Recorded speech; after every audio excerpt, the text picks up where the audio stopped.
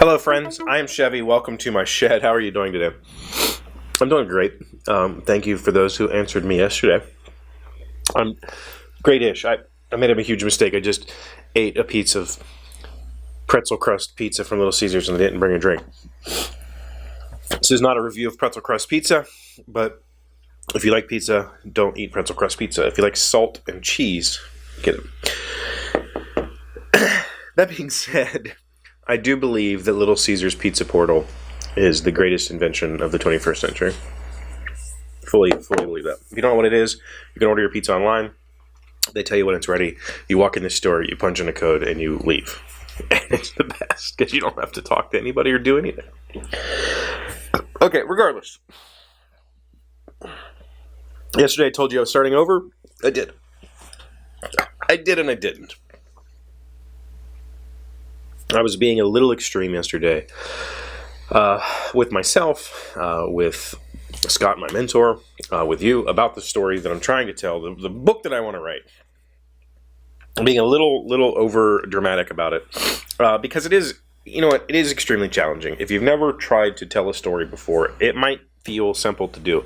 You sit down and write the story, but what will probably end up happening is you'll have a rather flat character going through a rather mundane plot with a bunch of filler that doesn't make any sense in the big scheme of things, and the payoff at the end won't be worth it for the reader. And you've probably watched a lot of movies like that. I don't know how movies like that constantly get greenlighted when, but whatever. And if you read a lot, you've probably read books like that where you're just kind of like, yeah, I read it, but whatever. So I don't want to do that, right? I could have written this book already. I could have sat down and wrote it. It could have been done. But the chances of anybody ever reading it or finding it interesting would have been zero. It would not have been interesting. I really needed to find a whole lot of answers, and I'm still trying to find those answers. But I did yesterday's video telling you I was going to start over with the story pitch, which I have done. That is completed, and now I'm going to go forward from there. And unbeknownst to me, Scott had watched yesterday's video, and he's never talked to me about this show. Wasn't even aware that he knew this show existed, other than we follow each other on social media. So last night I'm laying there thinking about the direction I want to take the character, doing more reading, more research on how to write certain types of characters, how to write certain types of stories. And he messaged me and he said, I want you to go watch this video between these two timestamps. And it was yesterday's video. And I said this. What excites him is going on the adventure. What he is interested in is figuring this whole thing out. And that is, that's it, right? Like I just told you what I couldn't figure out for myself. I told you that yesterday. That this character's drive, he doesn't have some big flaw. He's not a cry hard, or he's not physically disabled or whatever. His drive and his flaw are essentially the same thing. The reason for him to go on this adventure is his flaw, and that is he's pursuing this mystery, this conspiracy at all costs. Like whatever it takes for him to find the answer, that is his modus operandi. That is not the correct way to use that. That is his purpose. That's what he wants to do. He wants to figure out this mystery. He wants to prove that something sinister is happening, that his relatives are involved. Like he needs that answer more than anything. And so Scott, really, we talked quite a bit about that last night. And the interesting thing is it had kind of tied in already to a few of the changes that I was making to the story. The story was going to be a boy who gets handed a box of clues and has to figure out what this all means and go on this thing and whatever. And it would have made for a very boring opening. I could have sped it up and made it more interesting, I think. But from my standpoint, I would have had to figure out how to write this clueless character who suddenly wants to become a detective or whatever. I don't know. And that wasn't interesting to me. So after we had the discussion, I decided I'm going to move the story forward a few years. The character has already had all of this information, and he's already been working on this information for a while, and that's been his everything, and he's kind of already lost his job and his friendships and whatever else to this drive. And then we come into the story with a big event that forces him out into the world to try to figure this thing out on the run, essentially.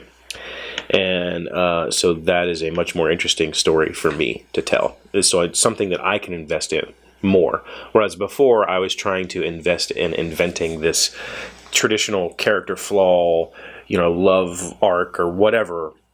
That's not what I want to write. What I want to write is this, like, guy who's just giving everything he has to this problem that he can't solve. He ultimately does solve it, and it might break him. I'm not positive yet. I haven't decided how that end is going to play out. I mean, I know how the book closes, but that doesn't mean that's how the story closes, right? Those are two different things. So I'm still working towards that, and I'm trying to fill in as I go and find, right now I don't really have a supporting cast. There's nobody else in this story. There probably should be, so I've got to figure out how to add somebody else to this and how to bring them in and how to take them out or show them, whatever. So there's still a whole lot to figure out, but the good news is after yesterday's kind of self-battling, after starting over on the idea, I'm much more interested in the story that I'm trying to tell. I think I was trying to force myself to tell like a young adult or a middle grade book, and that's not. I think I was doing that just because the perception that those books are easier to write, and they're not. They're not by any stretch. They're still stories. They're stories. The truth of the matter is that a children's or a young adult or a middle grade book is not really any different than an adult book. It's just the language, the themes, the scenes are different. But story-wise, they're just as difficult. And I've come to figure that out. So I'm going to stop trying to write a character that I don't understand and instead write a character that I do understand deeply. So I think I found him, and I just have to figure out if there's anybody else in this story, and if there are, I got to find them, because I don't want to write flat, boring, insert me and throw me away characters. That sucks. That's what I have for you today. So thank you for being here as always. I hope that this book's writing stuff is interesting to somebody. It's been a 2-month journey for me, and I haven't even written the first paragraph. And, it's probably going to be a lot longer before I even start writing. So there's still a whole lot more research for me to. There's still a lot for me to learn. I'm learning how to be an author, and that's not easy. So we'll see what happens. But thank you, as always, for being here. Thank you for liking, commenting, subscribing, being amazing friends, being wonderful people. I need drink. Pretzel pizza is destroying my mouth. I'll see you tomorrow. Hey, Doc, wait! I want to ask you something. Today's random fact comes from learningblogs.newyorktimes.com. Who was the first president to own a car? According to the Theodore Roosevelt Association, Mr. Roosevelt was the first president to be submerged in a submarine, the first president to own a car, the first to have a telephone in his home, and the first to entertain an African-American, Booker T. Washington, in the White House.